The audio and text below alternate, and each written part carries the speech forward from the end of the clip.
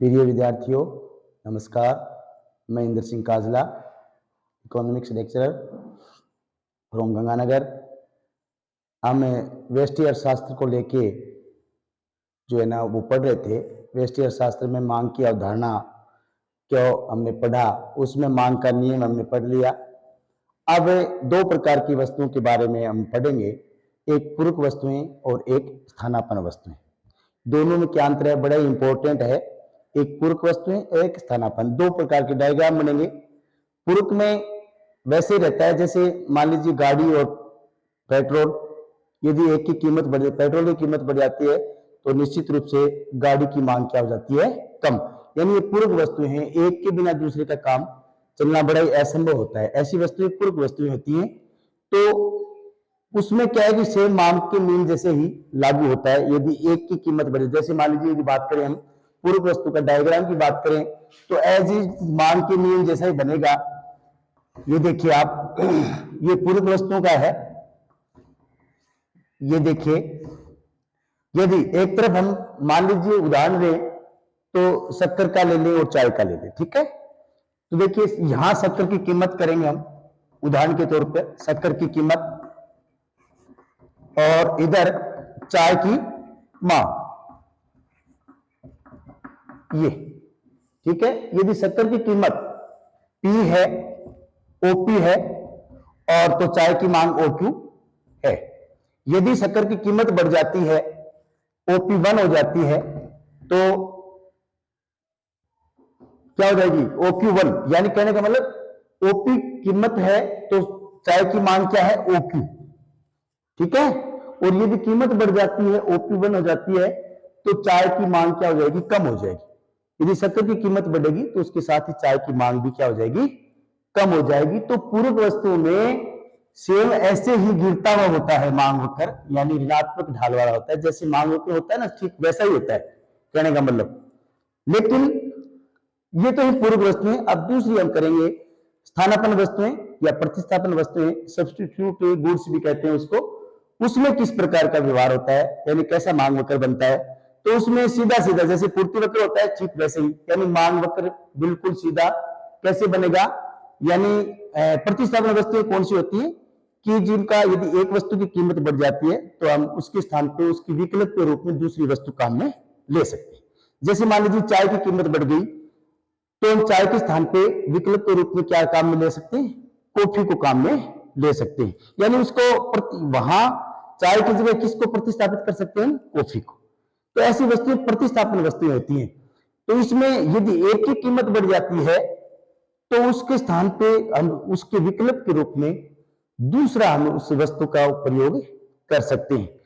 तो प्रतिस्थापन वस्तु में या स्थानापन्न वस्तुओं में देखिए इस प्रकार का बढ़ेगा मांग वक्र। कैसे बनेगा, देखिए ये राशि, और इसको बिल्कुल ऐसे जाएगा, यानी पूर्ति वक्र जैसे होगा, कहने का मतलब। और इसमें सीधा ये सीधा है, बिल्कुल धनात्मक रहेगा, बिल्कुल धनात्मक P1 Q1। कहने का मतलब एक तरफ यदि हम चाय को लें और एक तरफ कॉफी को लें, दोनों ही स्थानापन्न वस्तुएं हैं। और भी बहुत से उदाहरण है स्थानापन्न वस्तुओं के, लेकिन हम ये उदाहरण लेंगे चाय और कॉफी। यदि चाय की कीमत बढ़ती है तो हम चाय को छोड़ के, ठीक है, चाय को छोड़ के हम चाय के स्थान पर किसका प्रयोग करना शुरू कर देंगे, कॉफी का। तो कॉफी की मांग बढ़ जाएगी।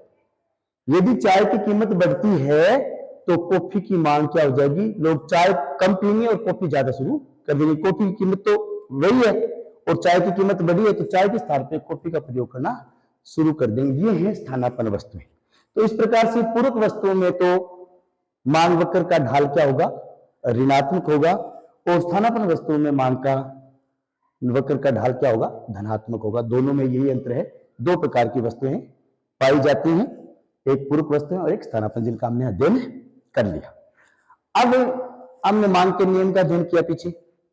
अब हम थोड़ा सा रह गया कि मांग के मतलब मांग वक्र में किस प्रकार से परिवर्तन होता है। मांग वक्र में विस्तार संकुचन को जानेंगे और मांग में वृद्धि और कमी को जानेंगे, ठीक है। तो यानी कैसा व्यवहार करता है मांग वक्र। तो यहां दो बातें हैं।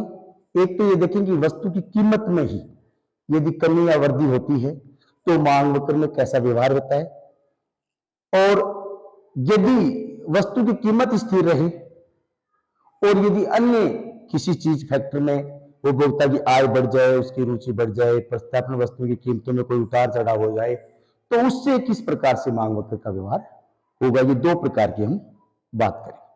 तो पहले जो मांग वक्र हमने पढ़ा था लगभग ठीक वैसे ही रहेगा, ये मांग वक्र जैसा ही रहेगा बिल्कुल डीडी। ये देखिए जो पहले हमने अध्ययन किया था, इससे पहले किया था ना, मांग का नियम का, तो सेम वैसे ही रहेगा। ये देखिए आप, यानी कहने का मतलब 100 रुपए किसी वस्तु की कीमत है और तो उसकी मांग मात्रा 250 ग्राम मान लेंगे हम। अनार की मात्रा मानी थी हमने, ठीक है, और उसकी कीमत, तो यहां मान लेते हैं अनार की मात्रा और यहां उसकी कीमत। यदि अनार की कीमत 100 रुपए है तो उसकी मात्रा कितनी है, 250 ग्राम ही हम खरीदेंगे। उसकी मांग मात्रा कितना है, 250 ग्राम। यदि कीमत गिर के 75 रुपए हो जाती है तो ये मात्रा बढ़ जाएगी, 500 हो जाएगी, ज्यादा खरीदेंगे हम अनार की मात्रा। और यदि कीमत गिर के 50 रुपए हो जाती है तो हमें कहने का मतलब 750 ग्राम, और यदि उससे भी 25 रुपए हो जाती है तो हम 1000 ग्राम यानी 1 केजी खरीद लेंगे। तो इस प्रकार से ये मांग का नियम है, ऐसे मार्शल का दिया हुआ। लेकिन यदि हम विस्तार और संकुचन के बारे में सोचें तो विस्तार और संकुचन में क्या होता है कि केवल और केवल वस्तु की कीमत में परिवर्तन देखा जाता है। क्या देखा जाता है, वस्तु की स्वयं की कीमत।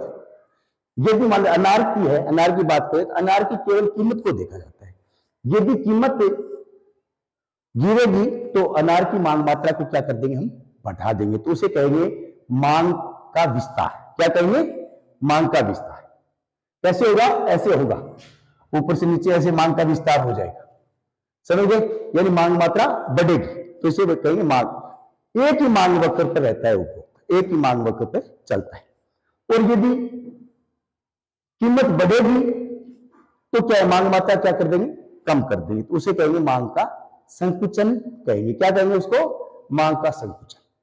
तो ये इसकी खासियत ये है कि केवल वस्तु की कीमत को ही देखा जाता है, अन्य बातें क्या रहती है, स्थिर रहती है। जैसे उपभोक्ता की आय है, अन्य वस्तुओं की प्रतिस्थापन पूर्व वस्तु की कीमतें हैं, उपभोक्ता की रुचि है, उसका फैशन है, ये सारी की सारी क्या रहती हैं, स्थिर रहती हैं। केवल और केवल क्या रहता है, वस्तु की कीमत में परिवर्तन को देखा जाता है। तो कीमत के आधार पर हम विस्तार और संकुचन को जानते हैं।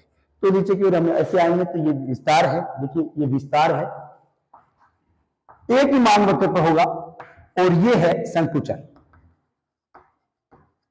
मांग का विस्तार और संकुचन दोनों एक ही वक्र के द्वारा हम दर्शाते हैं। अलग अलग भी बना सकते हैं लेकिन एक के द्वारा हम कर सकते हैं। जब कीमत कम होगी तो मांग का क्या होगा, विस्तार होगा, जब कीमत बढ़ेगी तो मांग का क्या होगा, संकुचन होगा। केवल और केवल वस्तु की कीमत को देखा जाता है। अब दूसरी बात हम करेंगे, मांग में वृद्धि और कमी। क्या करेंगे, मांग में वृद्धि और कमी किस प्रकार से होती है। तो इसमें थोड़ा सा हम चेंज ये करेंगे कि हम एक वस्तु का नहीं लेके, यानी वस्तु की कीमत को छोड़ के, वस्तु की कीमत को क्या मानेंगे, हम स्थिर मानेंगे। वस्तु की कीमत स्थिर रहेगी, उसके अलावा अन्य फैक्टर जो है उसमें जो परिवर्तन होगा, जैसे उपभोक्ता की आय का हो गया, अन्य वस्तु की कीमतों में हो गया, उपभोक्ता की रुचि में हो गया, प्रतिस्थापन वस्तुओं की कीमतों में हो गया, पूर्व वस्तु की कीमतों में हो गया। कहने का मतलब केवल क्या रहेगी, वस्तु की कीमत तो रहेगी स्थिर, और अन्य कोई भी फैक्टर में यदि परिवर्तन होता है तो मांग वक्र में कैसा परिवर्तन होगा, मांग में वृद्धि होगी या कमी होगी। तो हम देखेंगे कि इसमें उपभोक्ता जो है एक मांग वक्र से दूसरे मांग वक्र पर चला जाता है। इसमें तो केवल एक ही मांग वक्र पर रहा है, विस्तार और संकुचन। लेकिन मांग में वृद्धि और कमी में क्या होता है, वृद्धि में तो दाईं ओर बढ़ेगा, ठीक है, और कमी में बाएं ओर, तो दोनों हम एक ही में दिखाएंगे। तो इसमें क्या है कि उपभोक्ता की जो वस्तु की कीमत है ना, पी, ये क्या रहेगी, स्थिर रहेगी। क्या रहेगी, स्थिर, बिल्कुल। इसमें कोई और एक फैक्टर और लेते हैं, उपभोक्ता की आय में परिवर्तन होता है। इस क्या लेंगे कि उपभोक्ता की आय में परिवर्तन होने से मांग में किस प्रकार का व्यवहार होगा, मांग वक्र के साथ। तो उपभोक्ता की यदि आय बढ़ाते हैं, शुरू में यदि देखें कि यदि उपभोक्ता की आय बढ़ गई, तो मांग वक्र क्या हो जाएगा, दाईं तरफ खिसक जाएगा। किस तरफ खिसक जाएगा, दाईं तरफ, और दूसरे मांग वक्र पर उपभोक्ता चला जाएगा। जैसे ये हो गया, देखिए Q और Q1, यानी मांग बढ़ जाएगी। समझ गए, इसे कहेंगे मांग में वृद्धि। इसमें कीमत स्थिर है, कीमत में वस्तु की कोई परिवर्तन नहीं हो रहा, केवल मांग में परिवर्तन हो रहा है। कहने का मतलब उपभोक्ता की आय में परिवर्तन होने से मांग वक्र में परिवर्तन हो रहा है। तो आय यदि बढ़ेगी तो ज्यादा वस्तु की मांग करेगा, तो कहने का मतलब मांग वक्र दाईं ओर खिसक जाएगा। और यदि उपभोक्ता की आय कम होगी, ये तो आया मांग में वृद्धि, यदि इस तरफ क्या हो रहा है, वृद्धि, ठीक है, और इस तरफ क्या हो रही है, कमी।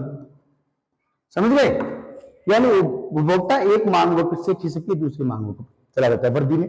कमी में भी ये होता है कि पहले मान लीजिए मांग ये थी, उपभोक्ता की आय थी, अब उपभोक्ता की आय यदि कम हो जाती है तो मांग मात्रा भी क्या हो जाएगी, कम हो जाएगी। तो ये यहां हो जाएगी, ठीक है। मांग मात्रा किस में परिवर्तन देखा है, ये कीमत होगी कि परिवर्तन सिर्फ उपभोक्ता की आय में परिवर्तन देखा है कि आय में कमी या वृद्धि होने से किस प्रकार से मांग की मात्रा में कमी या वृद्धि होती है। ठीक है, धन्यवाद।